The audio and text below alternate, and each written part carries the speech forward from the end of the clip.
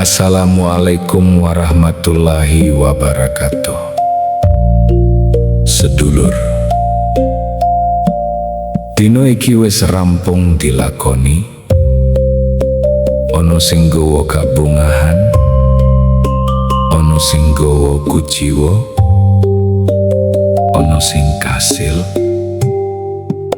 ono uga sing isih dadi pitakonan. Nanging saiki wis wengi,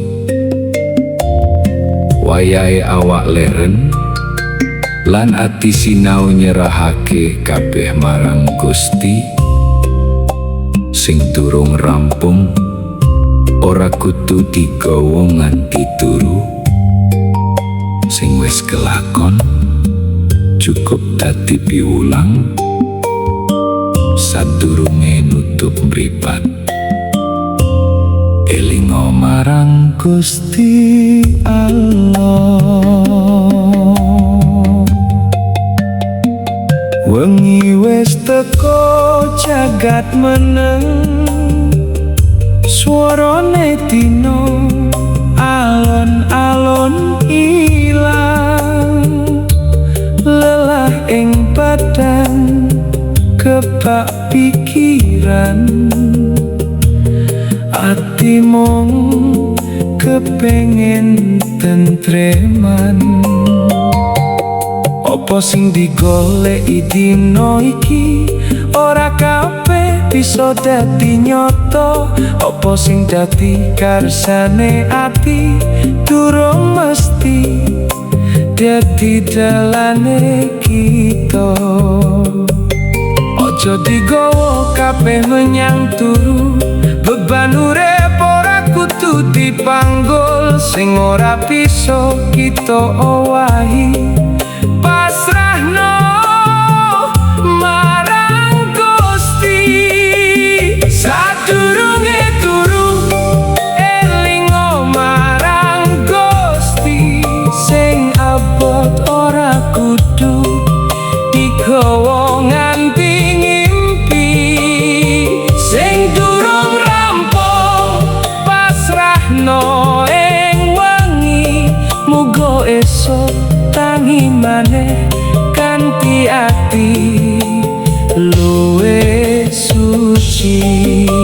Sadurunge turu Ucapno syukur ing ati, amarga isih diparingi napas, isih diparingi kesempatan urip iki.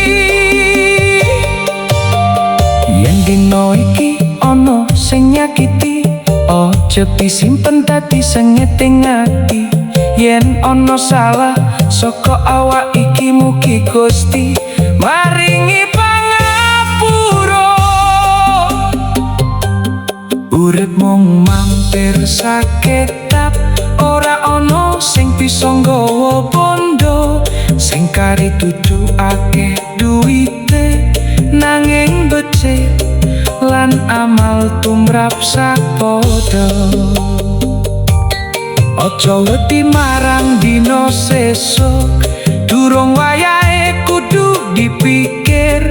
Saiki cukup meneng sedelo, ngrasakake tentreme pasrah. Sadurunge turu elingo marang Gusti.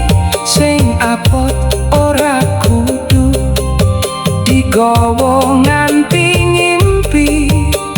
Sing durung rampung pasrahno ing wengi, muga esuk tangi maneh kanthi ati luwih suci. Nalika mripat wiwit merem, ati aja nganti lali.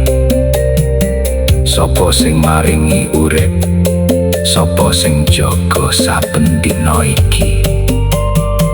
Ora ana sing sampurna, ora ana urip tanpa salah.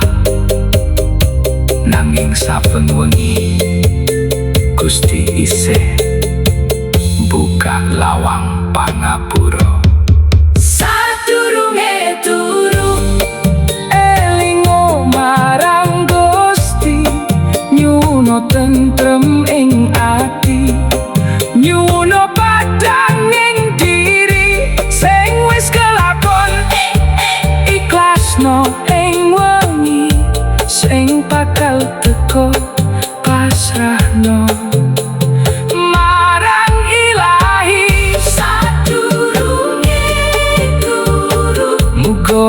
dadi tentrem. Muga sesuk nalika tangi urip iki luwih migunani. Saiki cukup leren, ojo digawa kabeh pikiranmu. Gusti Allah ora nate sare, panjenengane tansah ngreksa. Turu kanthi pasrem, tangi kanthi syukur. Mugi wengi iki maringi tentrem, rahayu.